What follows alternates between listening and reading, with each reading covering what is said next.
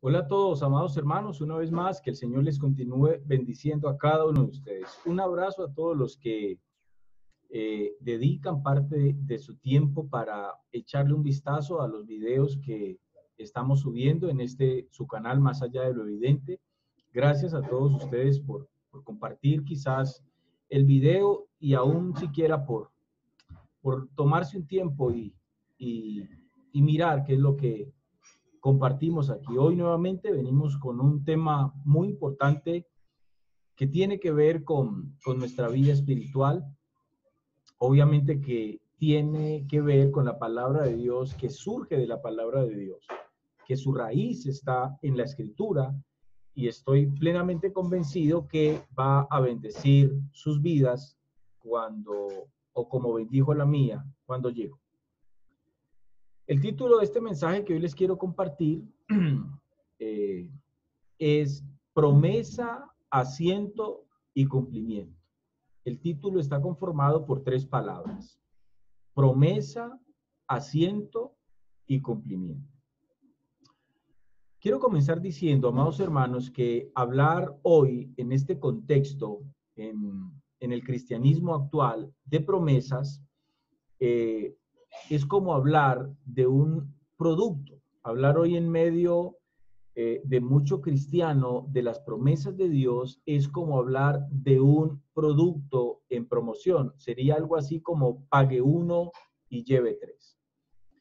¿Por qué digo que es como hablar como de un producto en promoción? Porque en el medio cristiano contemporáneo, muchos están viendo las promesas de Dios como un producto que está como tirado en el piso y hay un aviso al lado donde dice, quizás agáchese, recójalo y llévelo para la casa. Muchos están viendo quizás las promesas de Dios de esa manera. Otros quizás las ven como una especie de bomba llena de helio flotando por ahí y que simplemente es tomarla y acogerla, abrazarla o, o simplemente apropiarse de esas promesas porque simplemente se dijeron en su momento. Ahora, el tema es un poquito profundo y extenso, pero creo que esto que les voy a compartir con respecto a las promesas de Dios va a bendecir la vida de cada uno de nosotros. Lo cierto, repito, es que nosotros como hijos de Dios tenemos que tener claro qué son las promesas de Dios y cómo funcionan las promesas de Dios en la vida de cada uno de nosotros como sus hijos.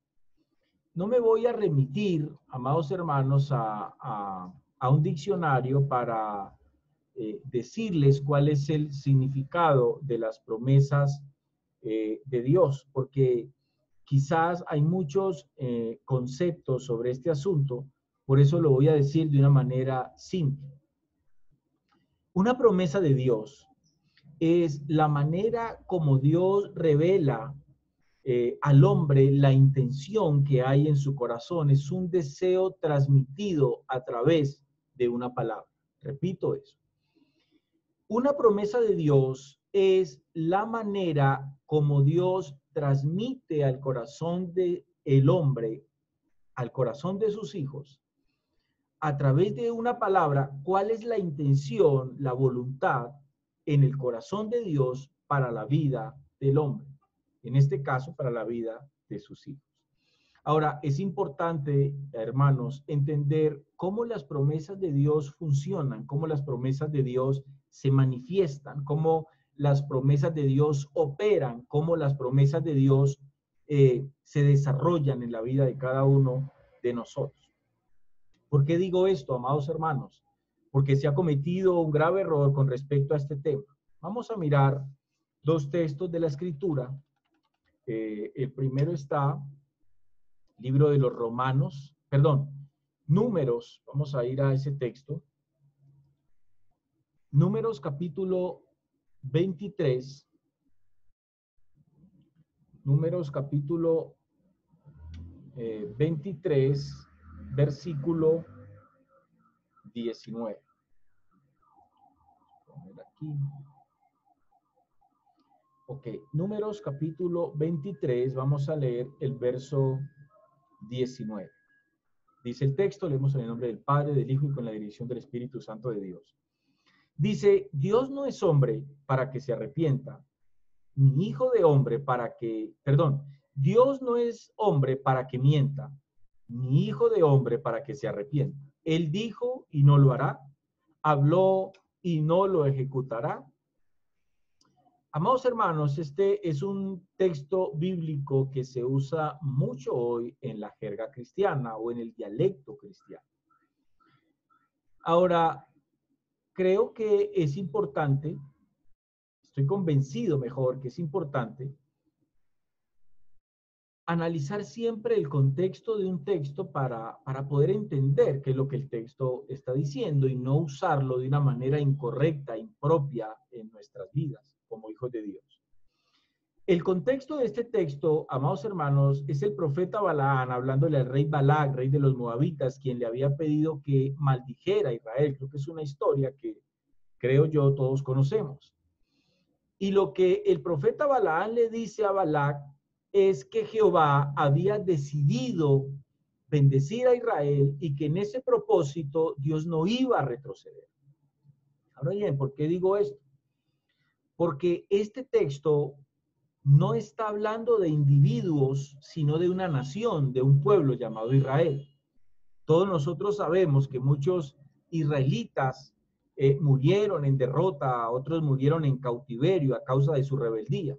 Entonces, este texto no me sirve para usarlo de manera personal y decir que es fundamento para creer que todo lo que Dios promete lo cumple sí o sí. Ahora, hay que entender esto. Porque erróneamente se usan las promesas de Dios para decir algo como esto, ¿ok? Dios dijo que iba a hacer esto conmigo. Sí o sí Dios lo hará. Entonces, ese tipo de enseñanza, ese tipo de argumentación con respecto a este tema, tiene un cierto grado de peligro porque hace creer a muchas personas que entonces, aunque vos no hagas nada para cumplir con el propósito de Dios, finalmente Él lo hará contigo. Entonces eso equivale a que Dios dice que va a hacer algo con una persona y aunque esa persona no quiera cumplir con ese propósito de Dios, entonces Dios viene y lo obliga a que esa persona, hombre o mujer, haga sí o sí su voluntad. Ahora, ¿es realmente lo que pasa? ¿Esa es verdaderamente la manera como Dios obra con el hombre? ¿Lo obliga a hacer su voluntad? ¿Lo somete a hacer su voluntad aunque el hombre no quiera? ¿Ese es el Dios de la Biblia? Obviamente ese no es el Dios de la Biblia, pero es el argumento que muchos hoy tienen con respecto a este tema.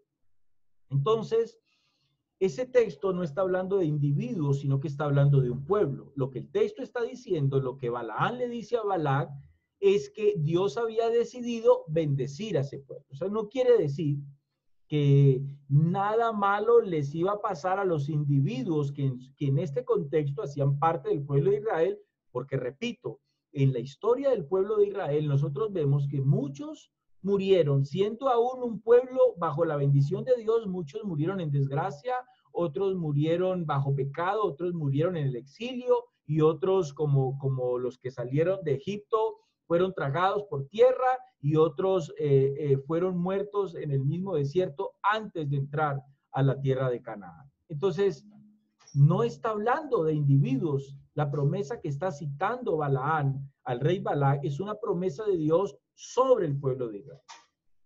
Como pueblo, como nación, no como individuos. Esto es importante entenderlo y ahorita intento explicarlo un poquito mejor.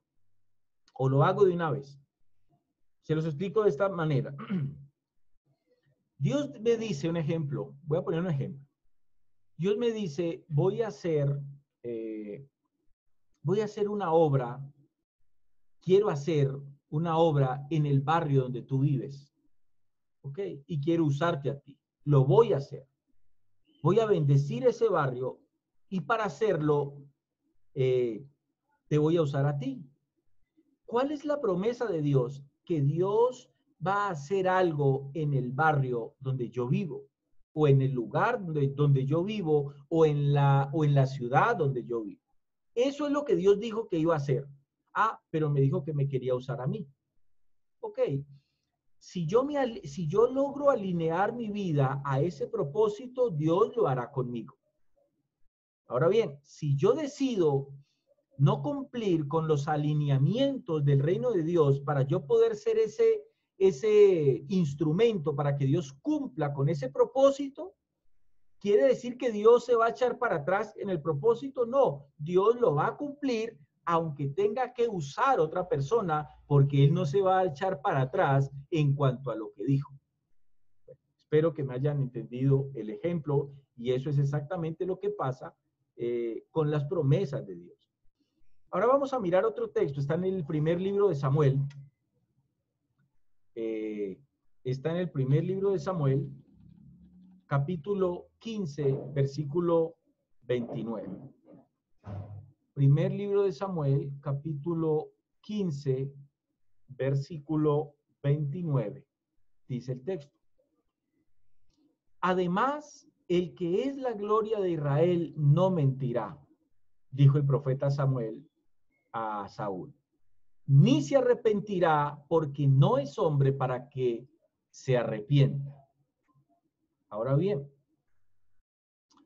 ¿cuál es el contexto, amados hermanos, de este texto? El contexto aquí es el profeta Samuel diciéndole al rey Saúl que Jehová lo había desechado como rey y que esa decisión que Jehová Dios había tomado no tenía reversa. Entonces tampoco es un texto que me sirva para creer que lo que Dios dijo que haría conmigo lo haría sí o sí, aunque yo no esté de acuerdo en hacer parte de ese plan y de ese propósito de Dios. Ahora, ojo aquí, me explico para que no me vayan a malinterpretar. No estoy diciendo que Dios dice que va a hacer algo conmigo y que en el transcurso del proceso o en el camino Dios decida que ya no lo va a hacer. No estoy diciendo eso, porque me estaría yendo en contra de la palabra y de la verdad de Dios. Lo que estoy diciendo es que si Dios dice que va a hacer algo conmigo y yo decido aceptar ese plan, ese propósito de Dios, y yo decido que mi vida se va a alinear, se va a enfocar, va a apuntar hacia ese propósito, Dios lo hará. Eso está claro. Estoy diciendo es que simplemente las promesas de Dios hoy se están viendo como un producto en promoción. Repito, como lo dije al principio, pague uno y lleve tres. O que son como productos tirados en el piso donde simplemente agáchese y recoja. No. Las promesas de Dios están sujetas a condiciones y a restricciones. Permítanme ponerles otro ejemplo. Dios le prometió a Abraham que su descendencia heredaría la tierra de Canaán, que los introduciría a esa tierra. Hizo referencia a un pueblo, no a individuos, porque todos sabemos que toda una generación del pueblo de Israel murió en el desierto sin entrar a la tierra prometida. ¿Eso quiere decir que Dios les mintió? No, Dios hizo una promesa sobre un pueblo llamado Israel. Y finalmente un pueblo llamado Israel entró a la tierra de Canaán.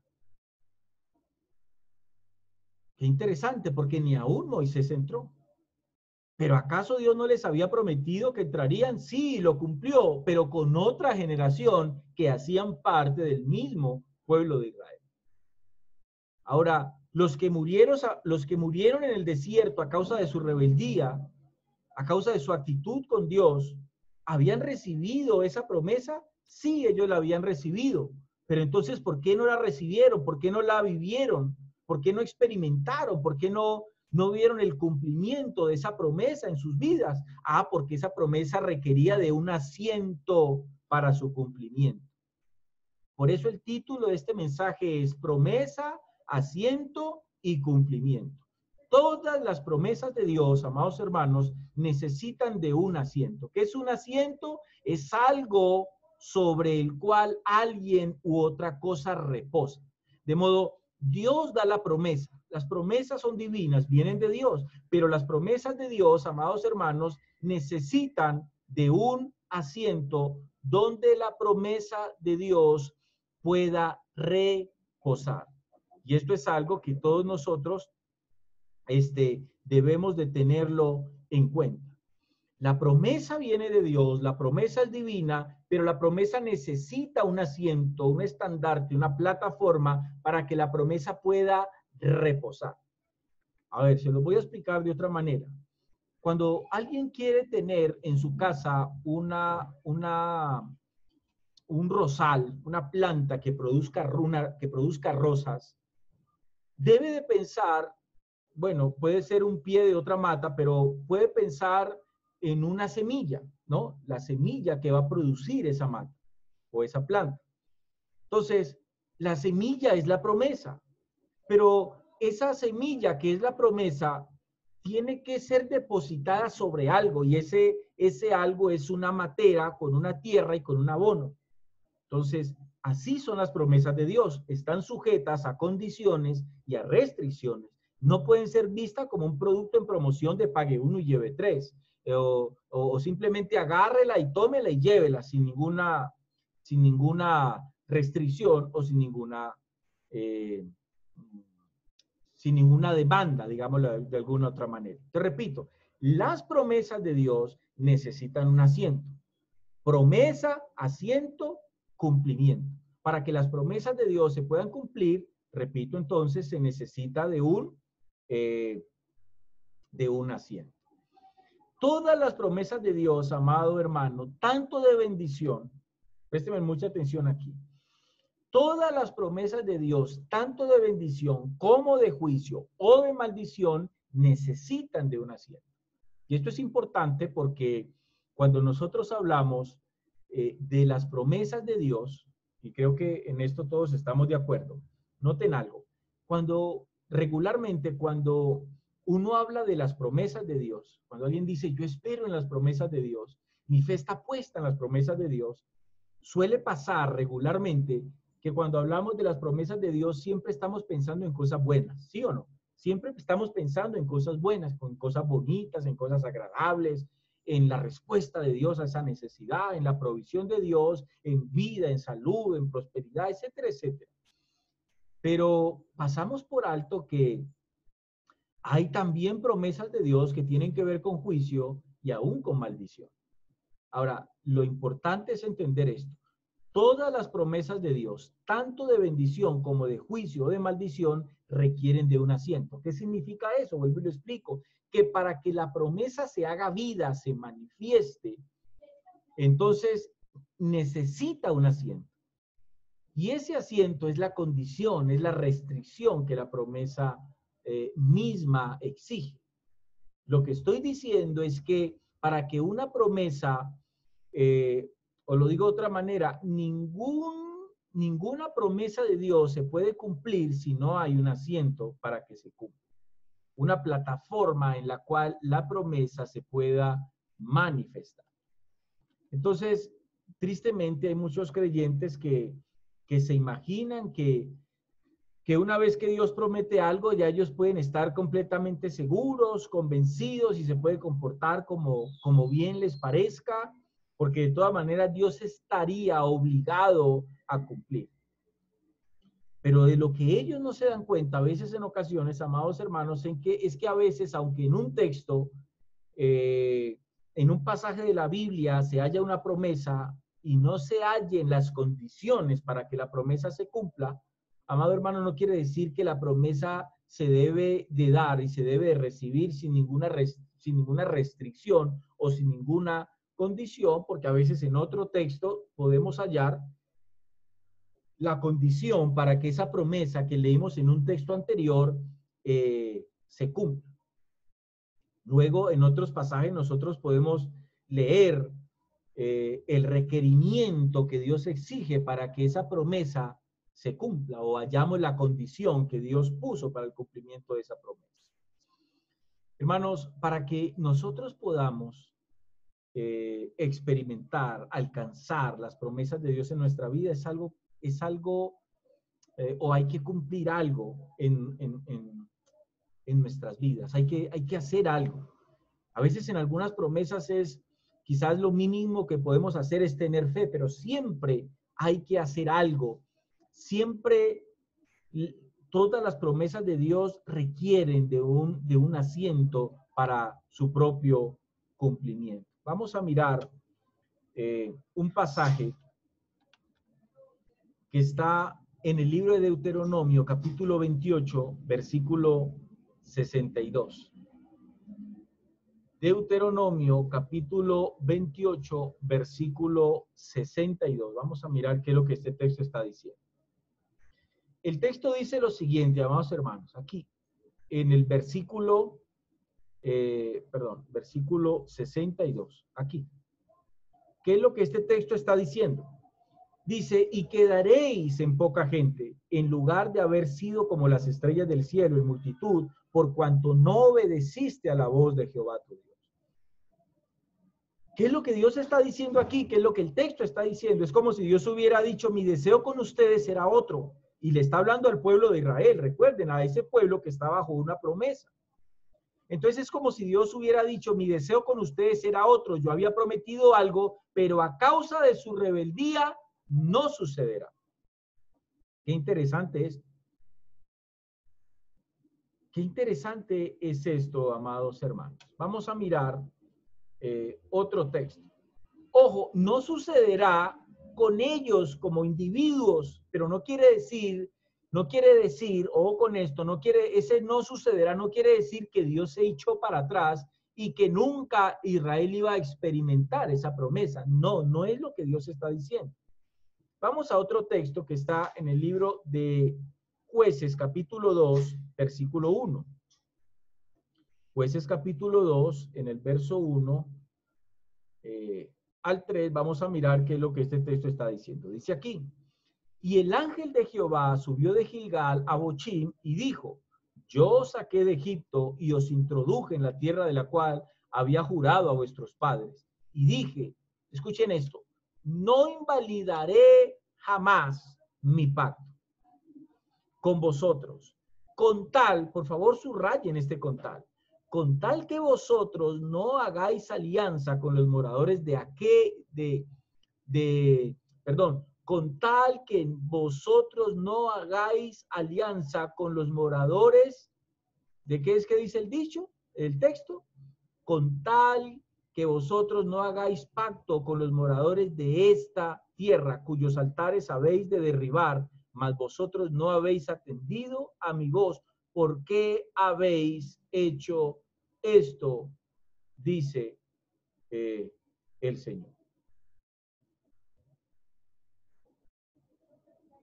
Cuyos altares habéis de derribar, mas vosotros no habéis atendido a mi voz, dice otra versión.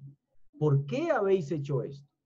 Entonces dice, por tanto yo también dije, no los echaré de delante de vosotros, sino que os serán por azote para vuestros costados, y sus dioses, dice el texto allí, por tropiezo.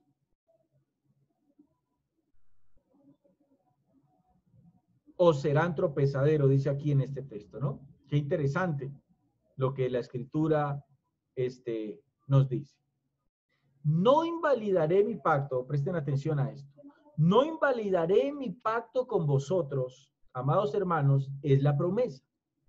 Con tal que vosotros es la condición de esa promesa.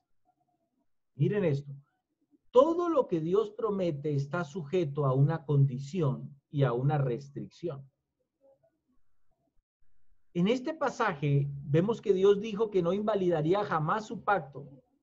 Esta es la parte que muchos quieren recordar hoy, que Dios nunca va a invalidar su pacto, que Dios nunca va a invalidar lo que promete, que Dios va a cumplir lo que promete.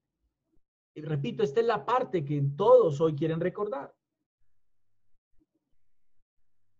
Pero esa promesa está sujeta a una condición, ¿cuál era? De que ellos no hicieran alianzas con sus enemigos, de que ellos no terminaran adorando dioses falsos. Y esta es la parte que muchos entonces no quieren recordar. Y así proceden muchos cristianos. Esperan obtener las promesas de Dios haciendo con sus vidas lo que ellos creen que es mejor hacer. Y aún así están esperando el cumplimiento de Dios en sus vidas. En el segundo libro de Crónicas, capítulo 33, versículo 8, capítulo 33, en el versículo 8, dice el texto lo siguiente. Dice, y nunca más quitaré el pie de Israel de la tierra que yo entregué a vuestros padres, a condición, ojo con esto, a condición que guarden y hagan todas las cosas que yo les he mandado, toda la ley, estatutos y ordenanzas por mano de Moisés. Hermanos, cada promesa de Dios para que se cumpla necesita un asiento.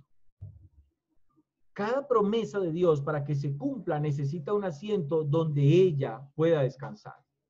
Aún como lo dije hace un momento, las promesas de bendición y de juicio para que se cumplan requieren de una plataforma, y quiero llevarlos a un ejemplo bíblico de lo que les estoy diciendo. Está en el libro de Deuteronomio, capítulo 28. Es un texto que creo yo todos lo hemos leído en algún momento, Deuteronomio capítulo 28. Y vamos a leer desde el verso 1 al 6, dice el texto aquí. Dice, acontecerá, sucederá, pasará, que si oyeres atentamente la voz de Jehová tu Dios, para guardar y poner por obra todos sus mandamientos que yo te prescribo hoy, también Jehová tu Dios te exaltará sobre todas las naciones de la tierra, dice el verso 2. Y vendrán sobre ti todas estas bendiciones y te alcanzarán. Qué interesante es este principio del reino en este texto. ¿Por qué es interesante? Porque dice que a causa de la obediencia, las bendiciones sobre el pueblo de Dios van a ir detrás del pueblo de Dios. A causa de la obediencia, lo que el texto dice, las bendiciones van a ir detrás, van a correr detrás del pueblo de Dios. Pero qué interesante, porque hoy sucede lo contrario. Resulta que hoy vemos al pueblo de Dios correr detrás de las bendiciones, y el principio es que a causa de la obediencia, las bendiciones iban a correr detrás del pueblo de Dios y los iban a alcanzar. Dice el texto, y vendrán sobre ti todas estas bendiciones y te alcanzarán. Esa es la promesa, la condición, si oyeres la voz de Jehová tu Dios. Bendito serás tú en la ciudad y bendito en el campo. Bendito el fruto de tu vientre, el fruto de tu tierra, el fruto de tus bestias, la cría de tus vacas y los rebaños de tus ovejas. Bendita serán tu canasta y tu arteza de amasar. Bendito serás en tu entrar y bendito en tu salir. Estos versos del 3 al 6 son bastante interesantes e importantes. Bendito serás tú en la ciudad y bendito en el campo. Eso significa, te irá bien si decides vivir en la ciudad y te irá bien si decides vivir en el campo. Donde estés te va a ir bien. Bendito el fruto de tu vientre. Tus hijos saldrán bonitos, saldrán gorditos, cacheticolorados. Tus hijos saldrán inteligentes, tendrán una gracia. Van a caer bien donde vayan. Todo lo que hagan va a prosperar. Bendito el fruto de tu tierra. Si sembrares papas, tus papas serán las más grandes. Si sembrares uvas, tus uvas serán las más grandes. Si siembras naranjas, tus naranjas serán más grandes que la del vecino de la finca que está enseguida. Bendito el fruto de tus bestias. Tus caballos, tus animales saldrán rozagantes, serán sanos. Bendita será la cría de tus vacas. Tus vacas producirán más leche que las vacas del vecino de la finca enseguida. Y bendito los rebaños de tus ovejas. Bendita será tu canasta y tu arteza de amasar. Cuando vayas a hacer mercado y lleves tu carro, vas a lograr llenar ese carro y te vas a preguntar cómo el carro se llenó con el dinero que invertí. Pensé que no iba a llevar mucho, pero lo hice. No sé cuántos han experimentado eso. A veces nos ha pasado eso. Bendita será tu arteza de amasar. Usted puso ahí en su arteza de amasar una libra de harina para hacer arepa y resulta que eso se le creció como usted jamás se imaginó. Y terminó haciendo arepas para 100 personas. Es lo que el texto está diciendo. Será bendita tu arteza de amasar. Los alimentos te van a rendir. Es lo que el texto está diciendo. Bendito serás en tu entrar y bendito en tu salir. Ahora, la promesa aquí son bendiciones. ¿Cuál es el asiento para que esa promesa se cumpla? ¿Cuál es el asiento? El asiento es la obediencia. Ahora, vamos a saltar al versículo 15 del mismo capítulo 28. Cuando saltamos al versículo 15 del mismo capítulo 28, sucede algo muy interesante. Vamos a leerlo. Dice el texto de esta manera. Pero acontecerá, sucederá, pasará, si no oyeres la voz de Jehová tu Dios, para procurar cumplir todos sus mandamientos y sus estatutos que yo te intimo hoy, que vendrán sobre ti todas estas maldiciones y te alcanzará. ¿Se dan cuenta? Cuando nosotros hablamos de las promesas de Dios, tenemos que tener claro que hay promesas de bendición, pero también hay promesas de juicio y de maldición. Y todas las dos clases de promesas requieren de un asiento para que pueda haber el cumplimiento de dicha promesa. Maldito serás tú en la ciudad y maldito en el campo. Maldita tu canasta y tu arteza de amasar. Maldito el fruto de tu vientre, el fruto de tu tierra, la cría de tus vacas y los rebaños de tus ovejas. Maldito serás en tu entrar y maldito en tu salir. ¿Cuál es la promesa aquí? Es juicio. ¿Cuál es el asiento? La rebeldía. Vamos a otro texto que está en el primer libro de Reyes, capítulo 2, versículos 3 y 4. Primer libro de Reyes, capítulo 2, vamos a leer el versículo 3 y el versículo 4. Presten atención aquí. Dice el texto.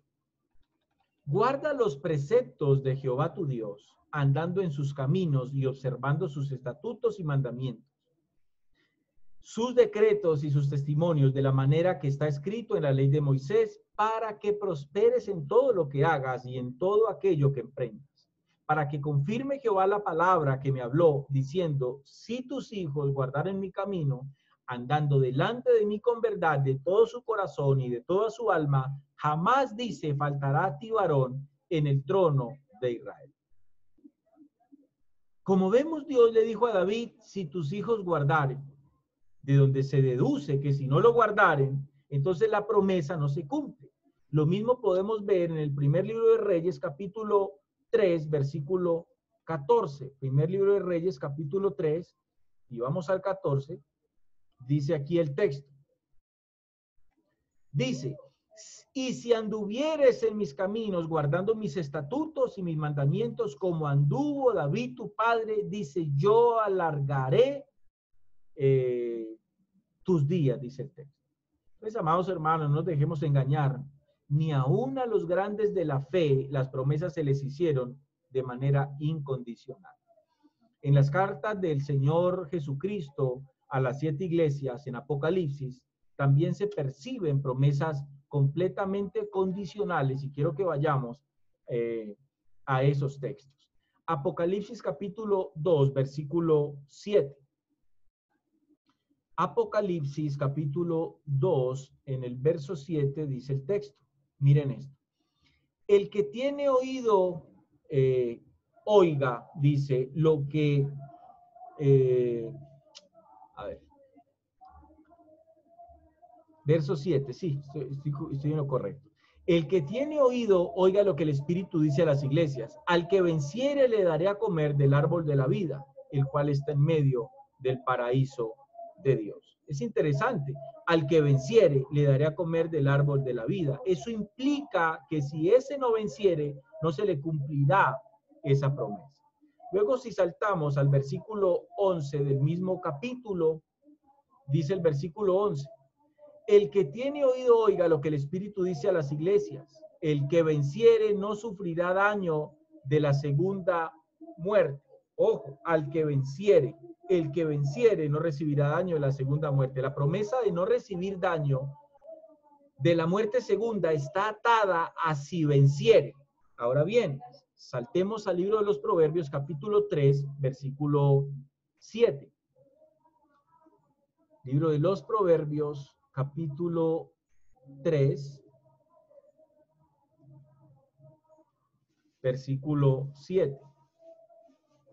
Dice el texto, no seas sabio en tu propia opinión, teme a Jehová y apártate del mal. Noten qué es lo que este texto está diciendo, presta atención aquí. No seas sabio en tu propia opinión, teme a Jehová y apártate del mal, porque será medicina a tu cuerpo y refrigerio para tus huesos. Honra a Jehová con tus bienes y con las primicias de todos tus frutos, y serán llenos tus graneros con abundancia, y tus lagares, dice el texto, rebosarán de mosto. ¿Cuál es la condición aquí? Teme a Dios y apártate del mal. ¿Cuál es la promesa? Será medicina a tu cuerpo, refrigerio para tus huesos, alivio es lo que el texto está diciendo. ¿Cuál es la condición en este texto? Honra a Jehová con tus bienes y con las primicias de todos tus frutos. ¿Cuál es la promesa? Serán llenos tus graneros con abundancia y tus lagares rebosarán, dice el texto, de mosto. Sabe, tristemente nosotros siempre estamos listos para reclamar las promesas de Dios, pero no queremos, amados hermanos, aceptar las condiciones y las restricciones para que esas promesas de Dios puedan tener cumplimiento en nuestras vidas, se puedan hacer vida en nosotros. Entonces tengamos en cuenta eso. Promesa, asiento y cumplimiento. Todos nosotros queremos promesas. Nos gustan las promesas de Dios, pero nos queremos saltar el asiento. Entonces creemos promesa, cumplimiento. No, no, no. Entre la promesa y el cumplimiento siempre está, entre la promesa, voy a hacerlo aquí, entre la promesa y el cumplimiento siempre va a estar el asiento. El asiento no se puede omitir. El asiento es lo que te compete a ti y me compete a mí hacer para que la promesa de Dios se cumpla. Esto es importante entender. Y quiero terminar poniéndole un ejemplo más. La escritura está llena de ejemplos. Cuando Jesús prometió que iba a estar todos los días con nosotros hasta el fin del mundo, muchos toman esa promesa y dicen, en medio de circunstancias difíciles, Dios prometió que iba a estar con nosotros todos los días hasta el fin del mundo. Sí, Él lo prometió. Pero cuando usted va al texto, usted tiene que notar que antes de Jesús decir eso, les estaba diciendo, hablando a sus discípulos, de la importancia o mejor del mandamiento de ir a ser discípulos. Vayan y prediquen el evangelio a todas las naciones. El que venciere, el que creyere y fuere bautizado, este será salvo. Luego de decir eso es que dice el Señor, y he aquí yo estoy con vosotros todos los días hasta el fin del mundo. Entonces, ese he aquí yo estoy con vosotros todos los días hasta el fin del mundo es la promesa. Pero noten la condición que hay antes de esa promesa. Ustedes tienen que estar en el contexto de estar cumpliendo con sus vidas mi voluntad. Vayan y hagan discípulos. El problema es que hoy en día la mayoría no está cumpliendo con este mandato de hacer discípulos, quieren vivir su vida como bien les parezca, pero aún así se aferran a esa promesa. Entonces, amados hermanos, espero que esta reflexión haya sido de bendición una vez más para sus vidas y recuerden, promesa, asiento y cumplimiento. Hasta una próxima oportunidad. Bendiciones.